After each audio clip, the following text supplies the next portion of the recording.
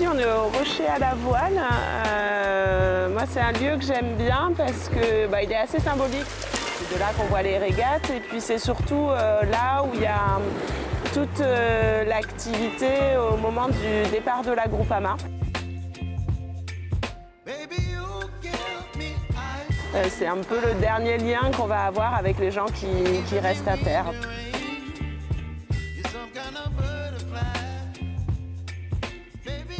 Je suis Sandrine Gravier. Et moi, je suis Christine Gaillard et on est fondatrice de l'association des filles des fiers. Salut les filles. Salut. C'est bon. Je suis ravie d'accueillir deux adversaires à bord.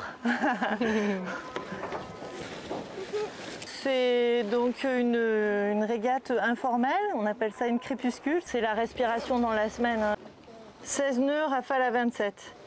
Ok, on va mettre le petit génois. Ok, vas-y. Ouais.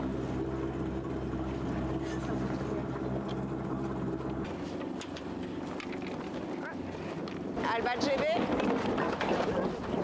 Ok, ça y va. Mes premiers souvenirs de mer, je vais avoir, je sais pas, 8 ans. On partait tous en famille une fois par an, 15 jours, et on allait tout le temps sur la côte atlantique en France.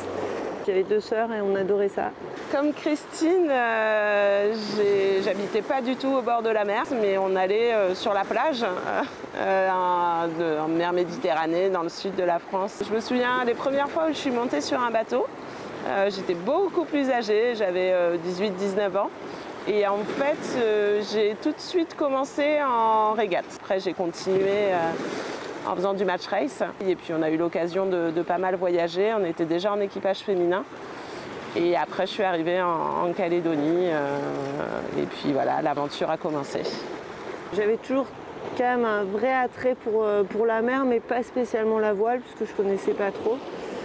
Et c'est après mes études, quand je suis arrivée en Calédonie, où là, j'ai rencontré des gens qui faisaient du voilier et j'ai commencé. Et là, ça a été tout de suite, j'ai tout de suite accroché. Moi, ça me paraissait même pas possible qu'un jour j'ai un bateau. Alors, je pense que c'est le Alba GB. C'est quand tu veux. En 41 sud.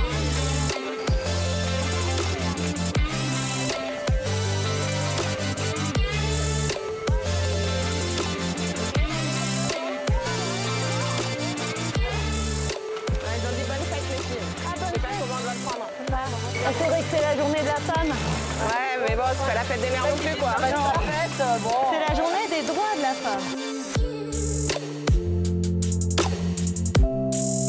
On en parle souci. Oui, on le fait. Faut choquer, on essaye de tenir, sinon on va vite monter chez moi. Ouais, génial, génial. Super. Attention, là, c'est très... On naviguait chacune sur des bateaux différents. On s'est dit, ah bah tiens, pourquoi pas essayer quelque chose, une nouvelle aventure ensemble, acheter son bateau. Pour passer à la vitesse supérieure, c'est vrai qu'à un moment donné, il faut prendre les choses en main, avoir son propre bateau. Effectivement, quand tu navigues sur le bateau des autres, c'est un peu ce que je disais, tu as un espèce de plafond de verre, quoi. C'est, à un moment, on t'en donnera pas plus. Tu te prends en main et puis tu avances et tu vas te dépasser, tu vas chercher plus loin. Donc c'était un peu ça l'idée aussi. Et effectivement, y aller à deux, c'est plus rassurant. À deux au début et puis maintenant, avec tout un équipage, quoi. Donc c'est sûr que c'est plus rassurant.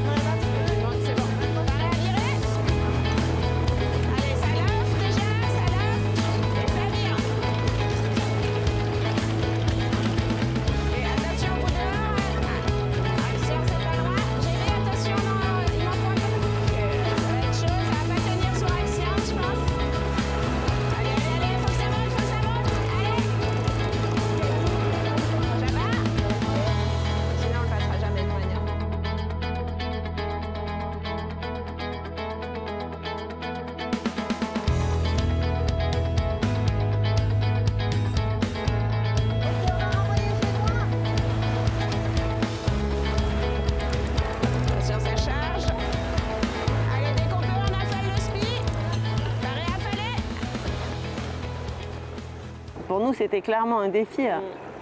Franchement, déjà, quand on a acheté le bateau, on n'avait déjà jamais navigué ensemble avec Sandrine quand même, donc fallait... Un défi humain. Voilà, et puis c'était de tout gérer. Enfin, moi, je me souviens, la première sortie qu'on a fait où tu as la barre du bateau entre les mains, enfin, c'était super stressant. C'était... On a eu quelques aventures, on a eu beaucoup de joie, on a eu beaucoup de larmes aussi, mais c'est ça qui fait la beauté du projet en fait. C'est un élément qui nous domine en fait et dont on est dépendante et qu'on essaye de comprendre mais qui est quand même encore parfois imprévisible. L'océan, tu te rends compte aussi à quel point tu es petit. Pour la dernière Groupama, là, quand on est parti, donc on regarde la météo, tout ça, on savait qu'il allait y avoir un front qui allait passer. On s'y attendait, on était prêtes et tout. Mais je pense que si on avait su, si on nous avait montré des images de ce qui allait se passer, on a dit non, on n'y va pas. On s'est retrouvés avec tous les bateaux de la régate à rentrer dans la passe de la Havana, enfin aller vers la passe de la Havana, avec un espèce de front noir qui arrivait derrière nous, donc on voyait qu'il allait venir sur nous.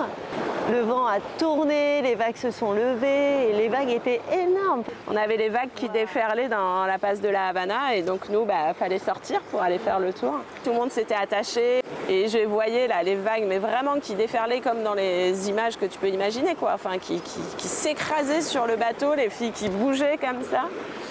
Et là, tu te dis, waouh, quand même, on y est, quoi. Et sur le moment, tu prends sur toi, tu serres les dents et puis tu y vas. Mais ça, c'est typiquement le genre de moment où on m'aurait dit. Mais je pense que j'aurais pas dormi pendant 3 jours. Ouais, c'est clair. Heureusement qu'on savait pas. Heureusement qu'on savait pas. Avec l'océan, enfin avec la mer, il se passe toujours quelque chose. C'est impossible qu'il se passe rien. Donc on a acheté le bateau, c'était en 2009. Aujourd'hui, on est en 2023, donc ça fait 14 ans. Tout s'est enchaîné et je me dis, mais en fait, on a parcouru vachement de chemin. Enfin, déjà, on a eu plein d'équipages, on a fait plein de courses. Le truc de défi, ça a fonctionné. Oui, et puis humainement, ça a toujours été une super aventure. Des émotions qui sont fortes, qu'on ne vit pas forcément dans la vie de tous les jours avec ses copines de tous les jours. Oui, et puis sans phare. Enfin, quand tu es sur un bateau, à un moment... tu es dans des situations qui font que tu peux pas tricher.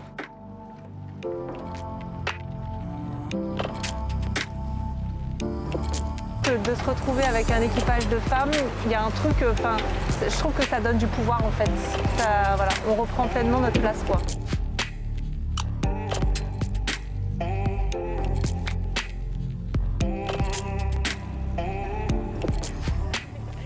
J'ai été vachement surprise du vécu, de ce que j'ai rencontré sur cet équipage. C'est vraiment le top, quoi. En termes de communion, d'équipe et tout, c'est une richesse. On gagne x3, quoi. On fait une sortie, mais au-delà de la sortie, c'est top.